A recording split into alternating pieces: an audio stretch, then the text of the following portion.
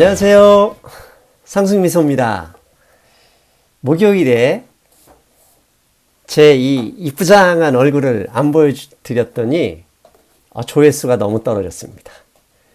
제가 가만히 상관관계를 조사해 보니 제가 화면에 나오는 시간이 길수록 조회수가 높고 아예 화면에 안 보이면 조회수가 상당히 낮지 않을까, 이런 착각, 이런 추측해봤습니다. 아재 개그입니다. 이런 거 하면 혼나는 줄 알면서도 금융시장 브리핑 그냥 혼나면서 시작하겠습니다. 첫 번째 소식은 트럼프 대통령의 트윗, 항상 눈여겨 관심 있게 봐야 되죠. 토요일 아침 9시 반에 나타난 트럼프 대통령의 트윗부터 소개하겠습니다. 잠시 후에 우리 토마스 류 선생님 인터뷰에서도 소개하겠지만요. 일단 트럼프 대통령, 지난주 금요일에 미국 지수 급락을 불러왔던 멕시코 관세 부분을 연기하겠다, 이렇게 트윗을 올렸습니다. 일단 멕시코와 합의했다는 얘기인데요. 사실 트럼프 대통령 밀었다 땡겼다 대단한 대통령이십니다. 자세한 이야기는 이따 금융시장 브리핑에서 들으시면 될 것 같고요. S&P 500, 이게 아마 제가 월요일인가 화요일에 제가 커뮤니티 게시판, 유튜브 커뮤니티 게시판에 올렸던 글입니다. 그때 하락하던 장세를 들어 올림으로써 200일 이동평균선에 올려놓은 것은 저 자체로서 중요한 것도 있다. 뭐냐면 더 이상 나 빠지기 싫다라고 시장에 메시지를 던진 것이다 라고 의견을 냈더니 댓글 한번 보고 오십시오. 참 지구가 망할 듯이 비관론자들 거기에 또 어마어마하게 엉뚱한 얘기 해놓습니다. 여러분, 세상을 흑백, 틀렸느냐 맞았느냐, 이거 아니면 저거, 그렇게 보시면 투자를 하실 수가 없어요. 그런 분들의 특징은 투자를 해본 적이 없거나 투자에 별 관심이 없는 분들이라는 거 아는데요. 제 방송은 투자에 관심 있는 분들, 투자에 도움되는, 경제 공부에 도움되는 방송이니까 굳이 오지 마세요. 뭐하러 스트레스 받으면서 오셔서 그렇게 막말을 하고 가십니까? 참으로 안타까워서 한 말씀 꼭 전하고 싶었습니다. 미국의 10년 만기 채권금리가 2.084%까지 하락했습니다. 저 수치는 2017년 9월 이후의 최저치 금리죠. 근데 2017년 9월이면요, 기준금리가 현재보다 1.25% 낮은 1.25% 수준입니다. 즉, 기준금리가 현재 2.5%인데 채권금리는 기준금리 1.25%, 2분의 1 수준에서 거래되고 있다. 이미 시장은 금리 인하를 기정사실로 받아들이고 있다. 이렇게 내포하고 있다, 그렇게 이해하셔도 되겠습니다. 금리가 이렇게 하락하다 보니까요, 30년 모기지 금리도 상당히 높은 수준에 있었던 작년 11월, 10월 때 비교하면 무려 1.1% 수준으로 떨어졌습니다. 무려 3.82%인데요. 이 정도 금리로 하락해버리면 30만 달러의 주택을 모기지 얻었을 경우에는 무려 1년에 약 1200달러 정도를 절감할 수 있다고 합니다. 이 정도 금리라면 미국의 리파이낸스라고 하죠. 금리를, 대출을 재조정하는 그런 일이 일어날 가능성이 높다고 보겠습니다. 그리고 경제 위기, 경기 침체의 최근 신호로서 많이 인용되죠. 장단기 금리, 그 중에 특히 10년과 2년, 10년 만기 국채와 2년 만기 국채의 금리 스프레드는 금요일 현재 0.24%로 됐습니다. 이게 불과 일주일 전보다 일주일에 0.1% 이내에 있다가 순식간에 올라왔습니다. 그러면 0.24%는 올해 2019년 지금 6개월 전 지났는데요. 6개월 내 가장 높은 스프레드입니다. 즉 장단기 금리 차가 이렇게 벌어졌다는 얘기는 경기가 조금 위기보다는 아직도 위기에 대한 걱정은 분명히 시장에 있지만 그게 좀 누그러졌다, 이렇게 말씀드릴 수도 있을 것 같습니다. 자, 그러면 여러분 기다리시는 미국 뉴저지에 계시는 토마스 류 선생님과 전화 연결하겠습니다. 특히 오늘 전화 연결 내용은요, 뒤로 갈수록 인사이트 상당히 좋은 내용들이 있습니다. 놓치시면 안 되겠습니다. 자, 바로 연결합니다. 안녕하세요. 토마스 류 선생님. 네, 안녕하세요. 예, 지난 한 주는 제가 휴가를 드렸는데 잘 쉬셨죠? 예, 덕분에 잘 쉬었습니다. 예. 하지만 시청자분들이 트럼프가 아니죠. 토마스 류 선생님을 많이 기다리시는 것 같습니다. 바로 질문 드릴게요. 지난주 금요일 멕시코 관세 부과하겠다는 트럼프 대통령의 트윗으로 상당히 많이 하락을 그런데 이번 주에 주 초에 시작하자마자 작년 11월 이후 주간 최고 상승률을 보였습니다. 이 상승 요인은 무엇인가요? 제가 볼 때는 그 멕시코에 대한 관세 부과 그 자체는 그렇게 큰 문제가 아니라고 보거든요. 왜냐하면 근본 문제 자체가 단순한 문제였기 때문에 멕시코가 그냥 그 멕시코 남부 국경을 막아서 그 캐러밴 행렬을 막아준다면은 그냥 단순히 금방 해결될 수 있는 문제라서 관세 그 자체는 큰 문제가 아니었는데 트럼프 대통령이 관세를 너무 전 세계적으로 전선을 너무 넓혀서 이 관세를 남용하는 그런 것 때문에 증시가 잠시 충격을 받았었어요. 예. 그러다가 연준에서 그 블라드 어느 연방은행이죠? 그 총재하고 또 그 연이어서 그 연준 의장이 금리 인하를 할 수도 있다 하는 발언을 함으로 해갖고 증시가 진짜 두 팔 들고 환호했죠. 그래서 상승 모멘텀이 생긴 것 같습니다. 일단 한국 시간으로 아침 9시 30분에 트럼프 대통령이 트윗을 통해서 멕시코와 합의했다. 관세부가 일단 없었던 걸로 연기한다. 이런 트윗을 날렸습니다. 이런 요인이 선반영돼서 상승을 이끌었을까요? 아니면 다음 주에 이 재료가 상승 요인으로 적용할 수 있을까요? 선생님 어떻게 생각하십니까? 이번 주 상승은 멕시코 관세 부과에 대한 희망적인 그런 면도 있고, 또 이제 연준의 그 금리 인하를 할 수 있다는 게 아마 가장 크게 작용한 것 같습니다. 제 생각에는. 예, 금리 인하라면 하면 지난주 수요일이죠. ADP 고용 리포트가 예상보다 크게 하락했고, 그 리포트와 함께 토요일 한국 시간으로 금요일 밤이죠. 금요일 밤에 월간 고용지수가 발표됐는데 일자리 개수가 예상보다 크게 적었습니다. 이것 때문에 당연히 금리 인하 가능성이 바로 이어졌는데요. 이렇게 일자리 개수가 엄청나게 많이 줄었거든요. 그 이유는 무엇인가요? 그 ADP 고용 리포트는 사실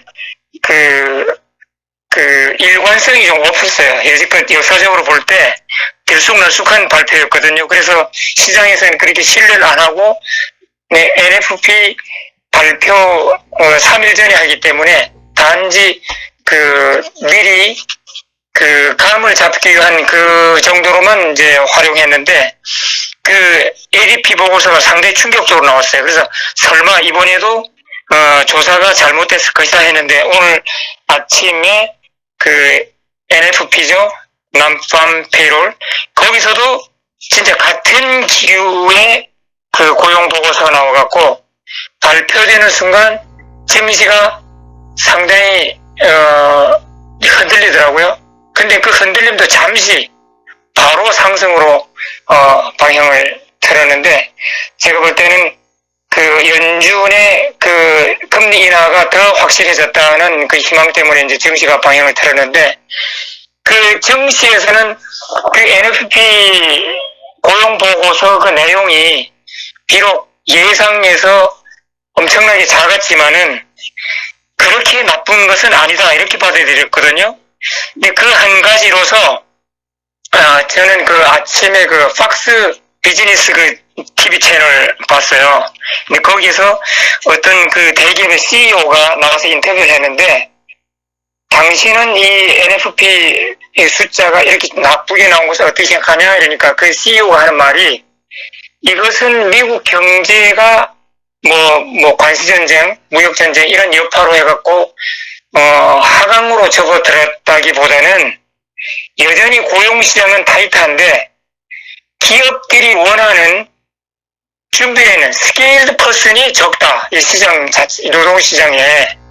그래서 고용을 못하고 있을 뿐이지 우리가 고용을 줄이거나 뭐 그런 건 아니다. 뭐 이렇게 설명하더라고요. 예. 그래서 시장도 대충 그런 비슷한 그런 견해를 갖고 있는가 봐요. 그래서 오늘 NFP 보고서에도 불구하고 증시는 크게 상승으로 화답했었죠. 예, 정리해 보겠습니다.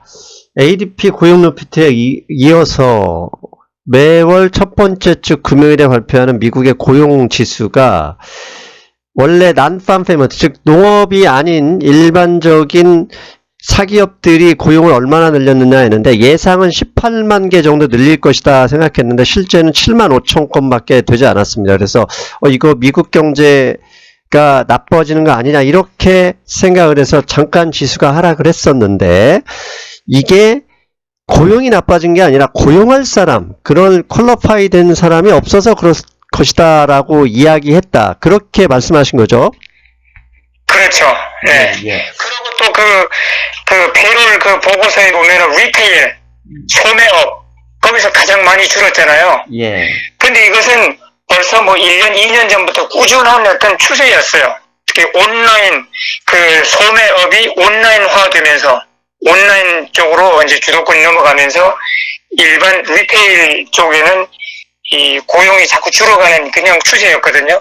그래서 그 전체 숫자를 보면 좀 충격적이지만은 그 안의 내용을 보면은 뭐 2달이나 3달 전에 그 추세나 이번 달이나 뭐 추세는 비슷하다 하는 그런 게 읽은 것 같습니다. 예.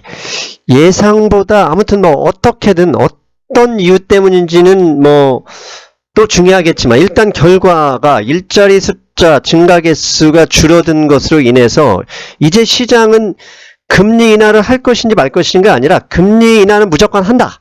그런데 도대체 언제 할 것이냐로 초점이 모아졌습니다. 미국 금융시장에서는 이 언제쯤 인하할 것이다는 걸 당장 6월에도 가능하다 이런 이야기가 있다는데 선생님 이런 소식 좀 전해주시죠.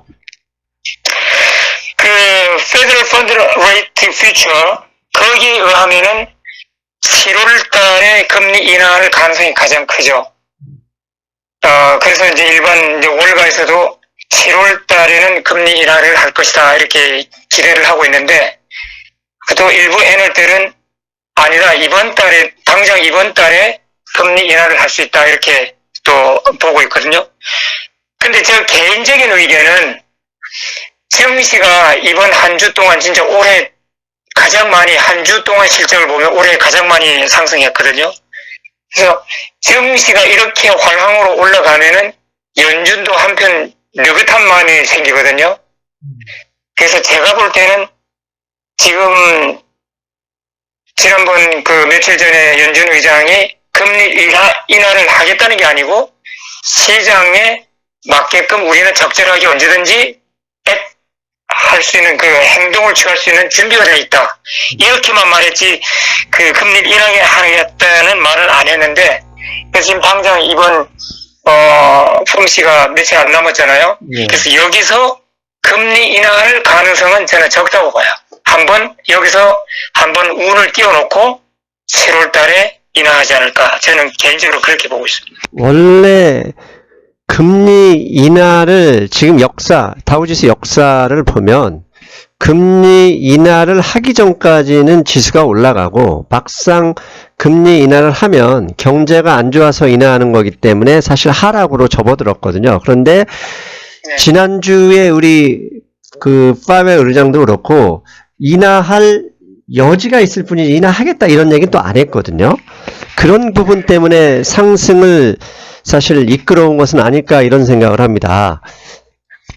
그래서 저 사실 정시는 희망을 먹고 사는 언제 상승을 하거든요. 하는데 그 연준에서도 그 이제 이번 6월 폼시 그 전까지라도 무슨 다른 또 충격적인 사건이 나서 증시가 대폭락을 하면은 이번 6월에도 금리를 인하해서 빠른 이제 행동을 취할 수 있지만은 지금처럼 그런 연준이 금리 인하를 할 수 있다는 기대감에 의해서 증시가 계속 상승해 나가면은 연준이 이번 달에 바로 행동을 취할 것 같지는 않습니다. 예.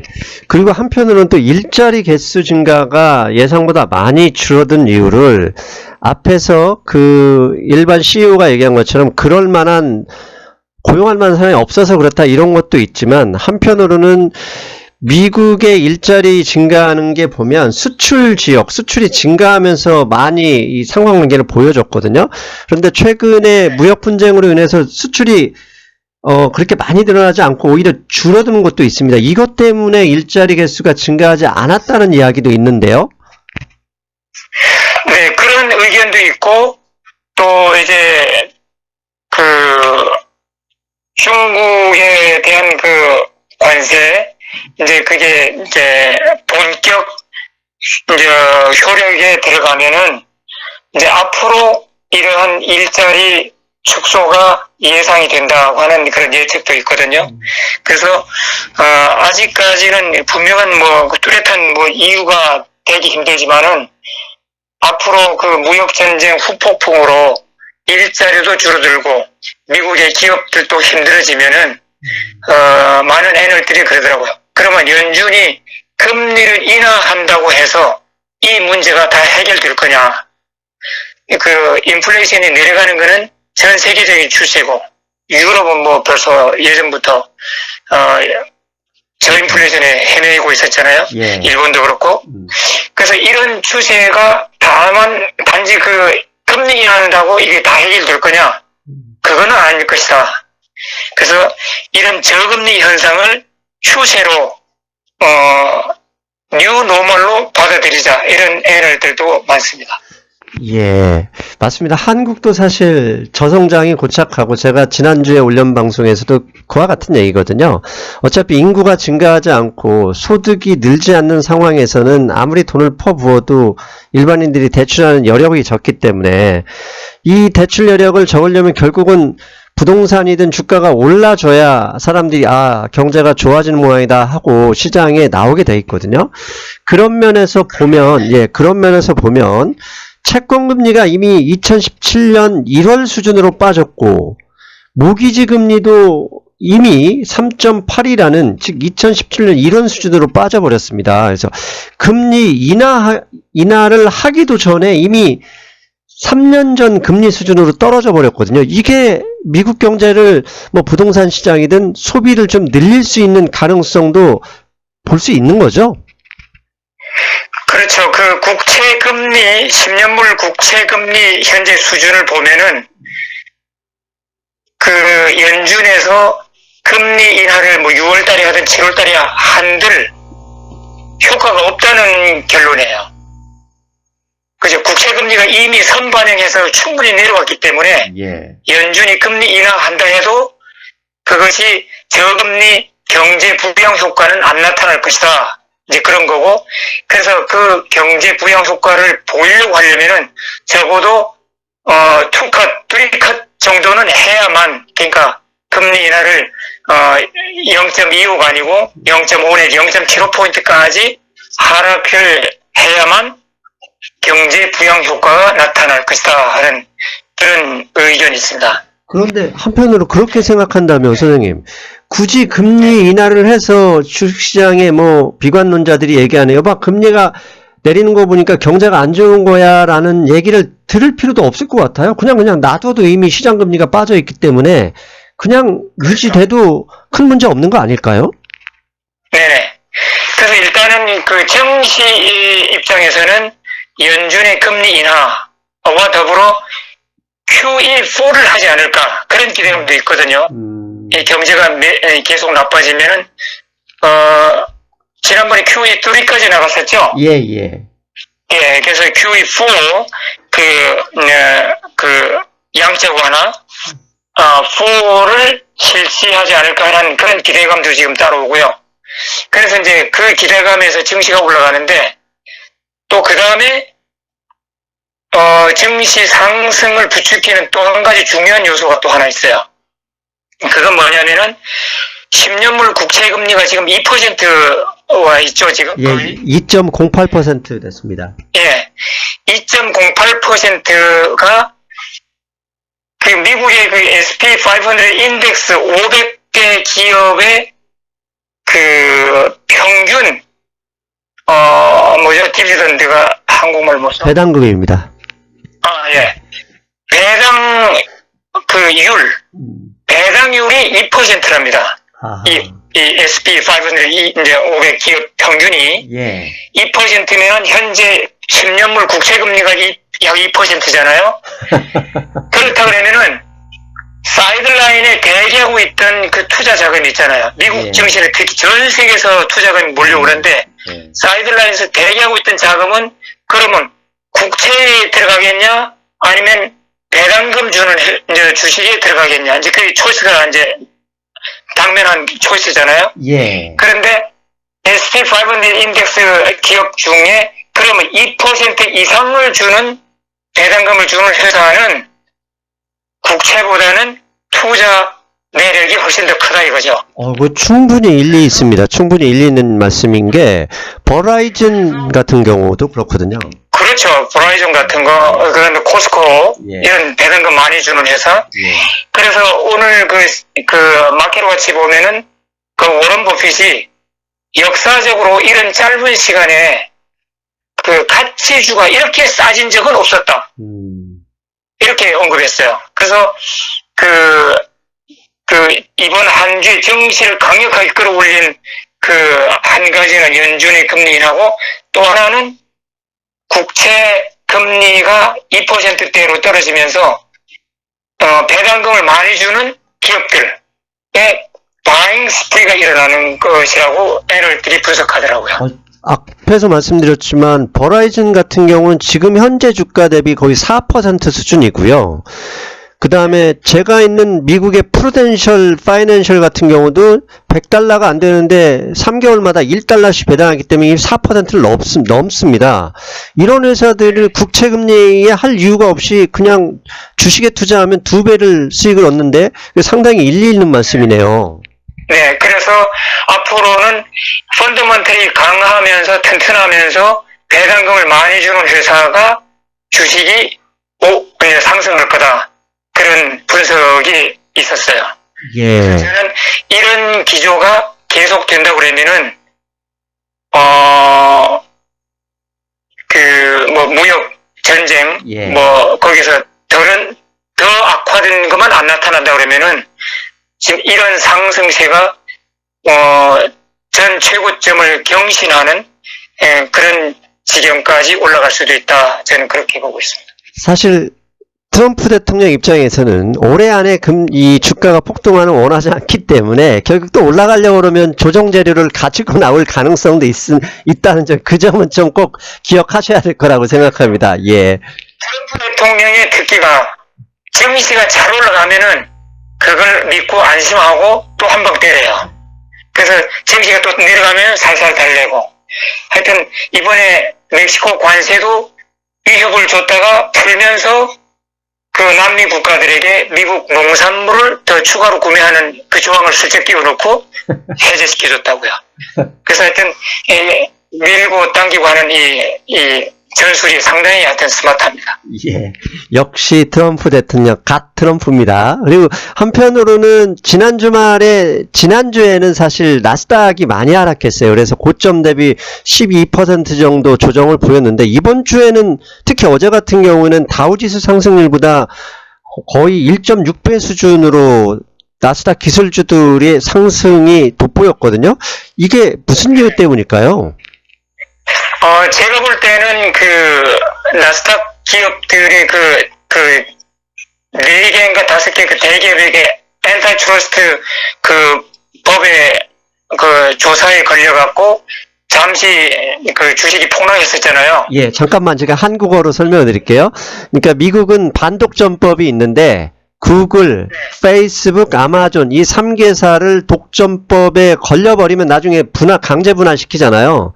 그런 것 때문에 포함돼 있어요. 이 주식들이 상당히 많이 하락했었어요. 예, 맞습니다. 예, 했었는데 이 대기업들이 이 워싱턴 DC의 그 정치인들 상대로 이 로비를 상당히 강화시킨가 봐요. 그래서 애플의 그 CEO도 우리가 하는 이 비즈니스가 이 반독점에 해당될 수 있느냐? 우리는 치열한 경쟁 속에서 우리가 지금 회사를 경영하고 있는 것이다. 뭐 이런 식으로 해갖고 이 워싱턴의 분위기가 상당히 누그러졌어요. 이 엔타이트러스트 거기에 대해서. 그래서 지금 애플, 아마존, 페이스북 전체 이번 주에 주식이 상승을 아주 주도했죠, 나스닥에. 예. 그래서 저는 그 이유가 아닌가 저는 그렇게 보고 있습니다. 사실 애플 같은 경우는 2분기에 배당금을 주당 0.72에서 0.77달러로 올렸어요. 그러면 얼마 전까지 주가가 140달러 하면 말씀하신 대로 이 배당 수익률이 2%가 넘거든요. 그런 면도 하방을 좀 저지한 효과도 있었다고 볼 수도 있겠어요. 네. 예. 마지막으로 한 가지만 더 여쭤보면, 화웨이, 트럼프 대통령, 미국의 경제 이쪽 부분에서 화웨이를 계속 견제를 했는데, 이번 주에는 미국 국방부도 나서서 화웨이를 비난하고 나섰습니다. 이게 어떤 내용인지 혹시 알고 계신지요? 제가 뭐 자세한 내용을 잘 모르겠는데요. 네.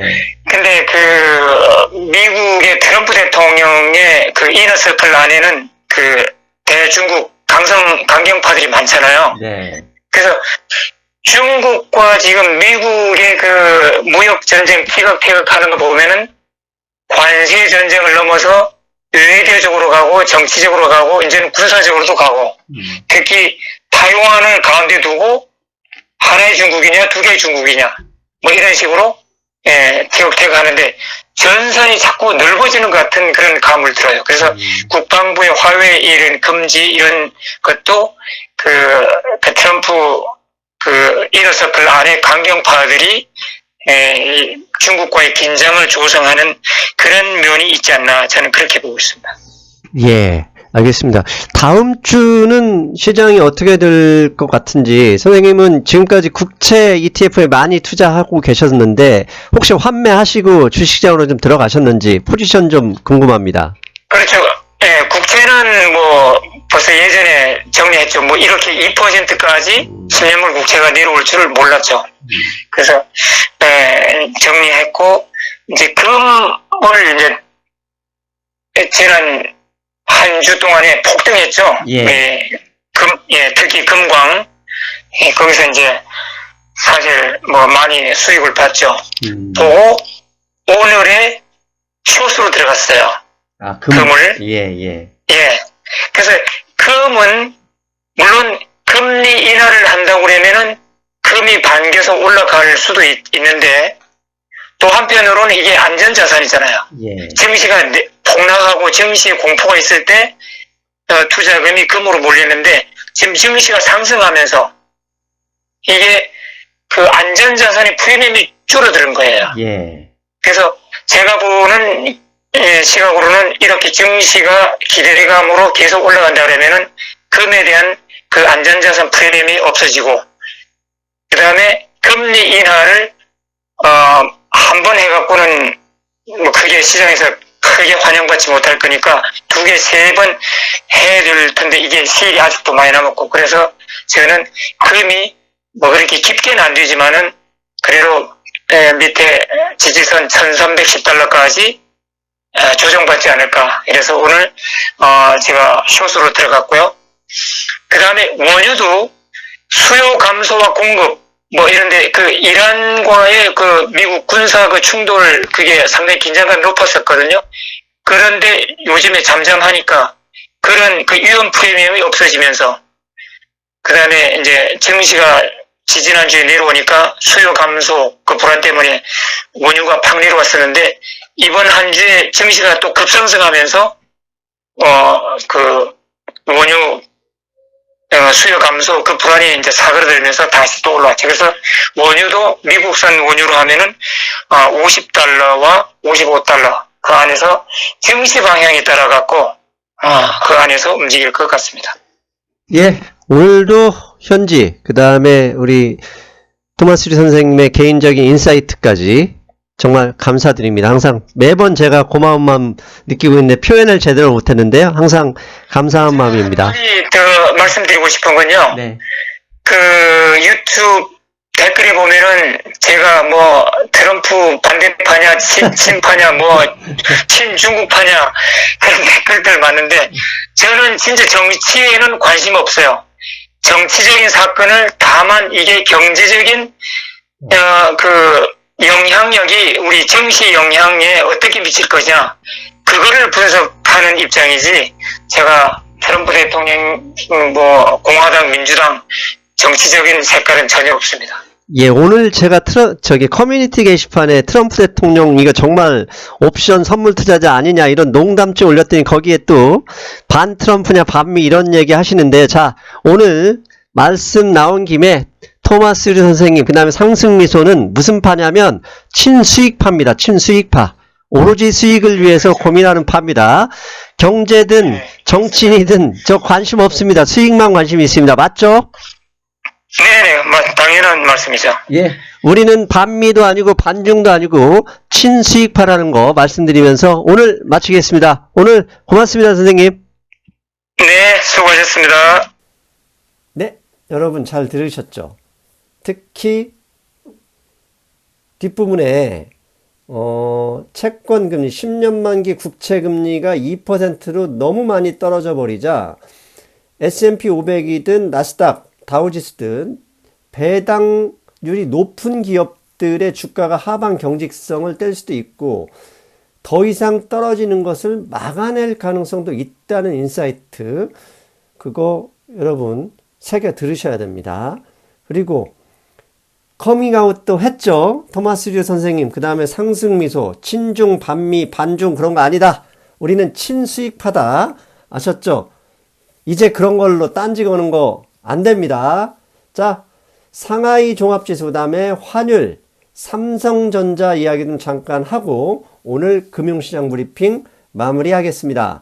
상하이 종합지수 어느 분이 댓글에서 상하이 종합지수도 트래킹 해달라고 말씀하시는데요. 상하이 종합지수 저는 목표치 4,000포인트 포기하지 않았고요. 제가 조만간 제 상하이 종합지수 펀드 내역을 공개해 드릴게요. 제가 계속 캡처를 못하고 있는데 그 사무실에 있는 PC에서만 조회가 돼서 그렇습니다. 아무튼 200일 이동평균선 위에 있고요. 주목하셔야 될 게 그겁니다. 상하이 종합지수가 제가 올해 1월, 2월 초에 이제 중국 지수에 주목할 때다라는 방송 2번 연속으로 냈었을 때 그 당시 지수가 2670포인트 정도 됐었습니다. 근데 왜 그때 그 상하이 종합지수에 투자해도 된다 말씀을 드렸냐면 미국과 중국의 무역 분쟁이 조만간 해결될 기미가 높다. 뭐 트럼프 대통령이 계속 그렇게 말씀을 하셨었잖아요.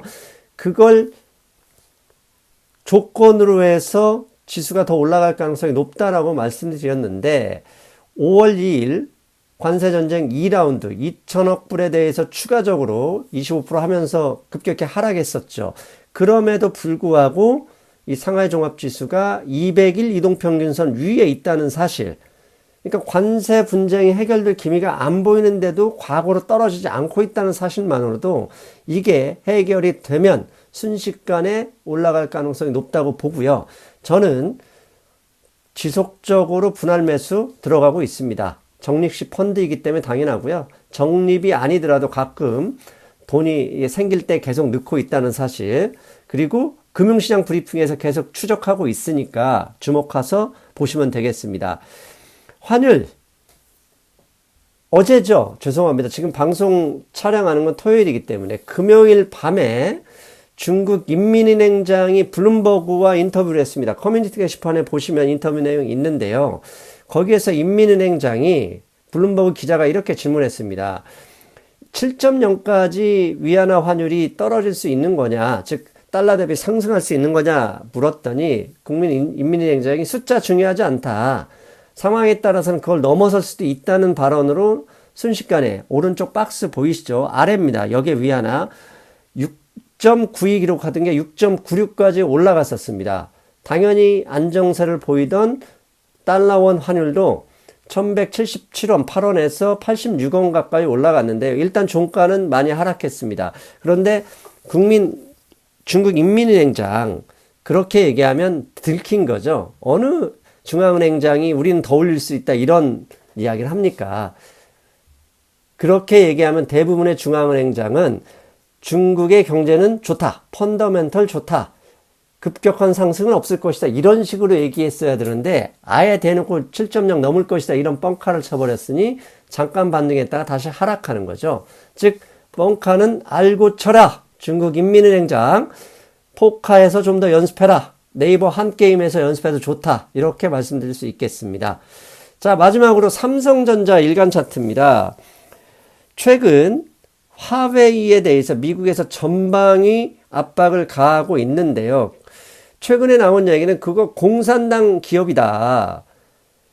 화웨이가 종업원 지주회사고 회장의 지분율이 2% 정도밖에 안 되고 나머지는 전부 종업원들 우리 사주 형태로 가지고 있다고 알려져 있는데 최근에 한 직원이 퇴사하면서 지분